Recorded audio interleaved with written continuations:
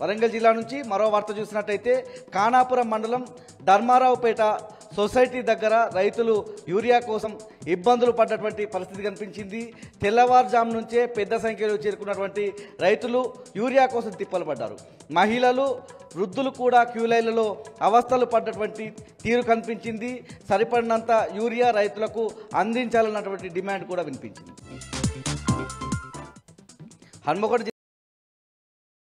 హన్మకొండ జిల్లా అదనపు కలెక్టర్ వెంకట్రెడ్డి లంచం తీసుకుంటూ ఏసీబీకి చిక్కడం పట్ల రైతుల్లో హర్షాతిరేకాలు వ్యక్తమవుతున్నాయి.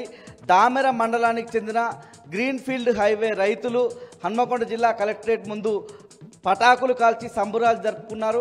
గ్రీన్ఫీల్డ్ హైవేకి సంబంధించిన భూములు కోల్పోతున్న తమకు నష్టపరిహారం పెరగాలంటే లంచం ఇవ్వాలని డిమాండ్ చేశారని, వెంకట్రెడ్డి సస్పెండ్ కావడం, వెంకట్రెడ్డి ఏసీబీ ట్రాప్లో పడడం సంతోషంగా ఉందని దామెరకు సంబంధించినటువంటి గ్రీన్ఫీల్డ్ హైవేలో భూములు కోల్పోతున్న రైతులు చెప్పారు.